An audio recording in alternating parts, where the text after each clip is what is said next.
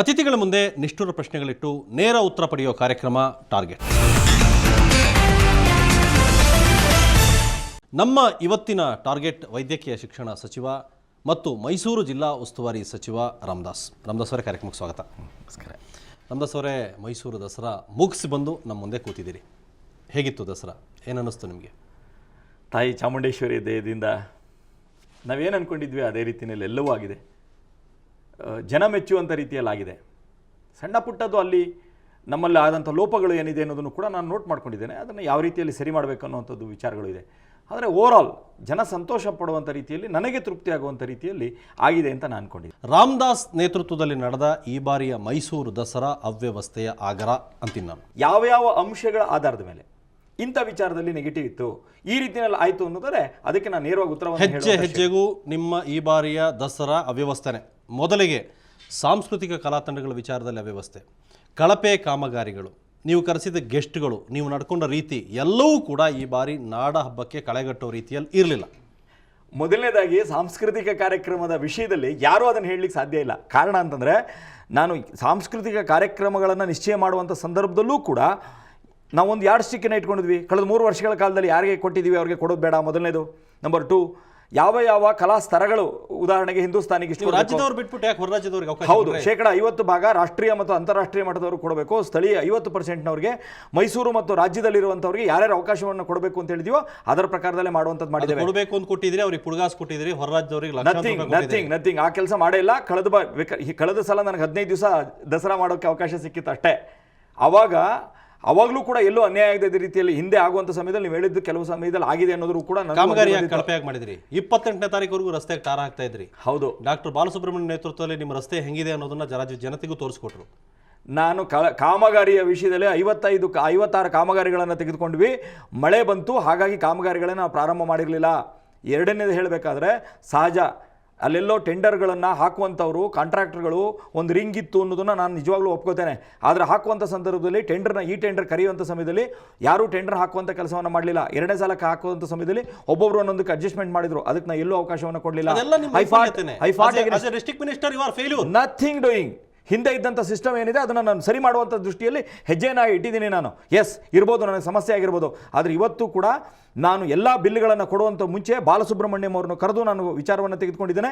ನಾನು ಕೂಡ I am not A ಟೆಕ್ನೋಕ್ರಾಟ್. ಅದಕ್ಕೆ ಸಂಬಂಧಪಟ್ಟಂಥದ್ದು ಏನು ಅಂತ ನಾನು ಕಾಮಗಾರಿಗಳಲ್ಲಿ, ದೀಪಾಲಂಕಾರದಲ್ಲಿ, ಸಾಂಸ್ಕೃತಿಕ ವಿಚಾರದಲ್ಲಿ ಎಲ್ಲದಕ್ಕೂ ಸರ್ಕಾರ ಹಣ ಬಿಡುಗಡೆ ಮಾಡುತ್ತೆ. ಪ್ರತಿಯೊಂದರಲ್ಲೂ ರಾಮದಾಸ್ ದುಡ್ಡು ಹೊಡೆದಿದ್ದಾರೆ. ಖಂಡಿತ ಇಲ್ಲ. ಇದೇ ಪ್ರಶ್ನೆಯನ್ನ ನೀವು ಹೇಳಿದ್ದೇನೆ. ಯಾರೋ ಒಬ್ಬರು ಬಹಳ ಚೆನ್ನಾಗಿ ಹೇಳಿದ್ರು, ಎಲೆಕ್ಟ್ರಿಸಿಟಿ ಇಲ್ಯುಮಿನೇಷನ್ ದೃಷ್ಟಿಯಿಂದ ₹1 ಕೋಟಿ ಹೊರಟಾಗಿದೆ ಅಂತೇಳಿ. ನಾನು ಆಮೇಲೆ ಅವನು ಕರೆದು ಆ ವ್ಯಕ್ತಿಯನ್ನ ಯಾರು ಮಾಧ್ಯಮದವ್ರು ಹೇಳಿದ್ರು ಅವ್ರ ಎದುರುಗಡೆ ಇಟ್ಟೆ. ₹1 ಹಣವನ್ನು ನಾವು ಈ ಸಲ ಕೊಟ್ಟಿಲ್ಲ. ಎಷ್ಟು ಜನ ಆದರೆ ಸ್ಪಾನ್ಸರ್ ಯಾರ್ಯಾರು ಮಾಡಿದ್ದಾರೆ ಅಂತ ನಾನು ಹಣ ತಗೊಂಡಿಲ್ಲ.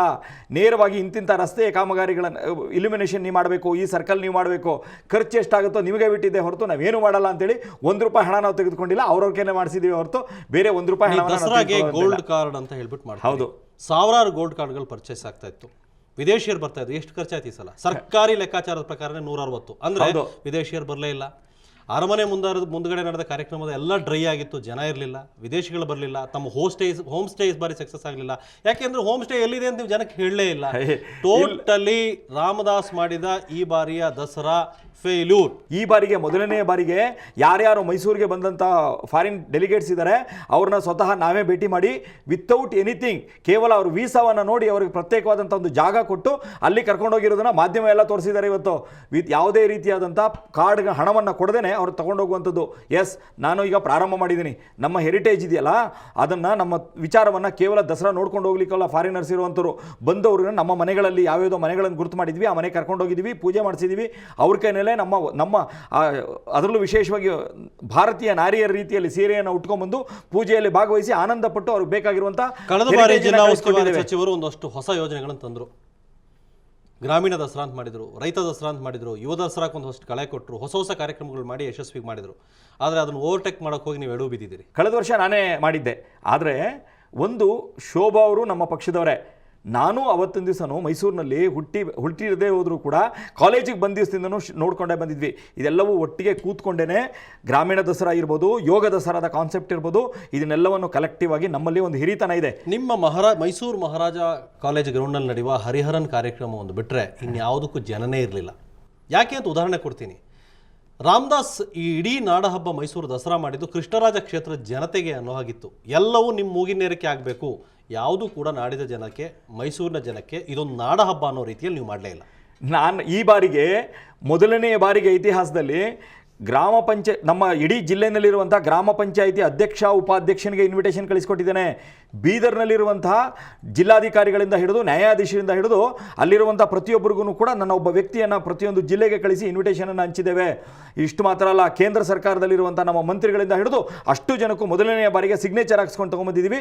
ಇಡೀ ರಾಷ್ಟ್ರದ ನಾಡ ಹಬ್ಬ ಅಂತ ಹೇಳಿ ಅಷ್ಟು ಜನಕ್ಕೂ ಪರ್ಸನಲ್ ಇನ್ವಿಟೇಷನ್ ಕೊಟ್ಟು ಬಂದು ಹೋಗಿರುವಂಥದ್ದು ನನ್ನ ಮುಂದೆ ದಾಖಲೆಗಳಿದೆ. ಇಡೀ ಸಮಾಜ ಹೇಳುವಂತ ವ್ಯವಸ್ಥೆಗಳಿದೆ ಇದರಲ್ಲಿ. ದಾಖಲೆಗಳ ಸಮೇತವಾಗಿ ಇವತ್ತು ಬಂದು ವಿಟ್ನೆಸ್ ಮಾಡಿದಾರಲ್ಲ, ರಾಜ್ಯದ ಮೂಲೆ ಮೂಲೆಯಲ್ಲಿ ಇದ್ದಾರಲ್ಲ, ಅವ್ರನ್ನ ಕೇಳಿ. ಇವಾಗ ಬೀದರ್ನಿಂದ ಯಾರು ಬಂದಿದ್ದಾರೋ ಅವ್ರನ್ನ ಕೇಳಿ ಏನಾಗಿದೆ. ಇದ್ರ ಬಗ್ಗೆ ಇನ್ನಷ್ಟು ಮಾತಾಡ್ತೀನಿ. ಅದಕ್ಕೂ ಮುಂಚೆ ಒಂದು ಚಿಕ್ಕ ಬ್ರೇಕ್.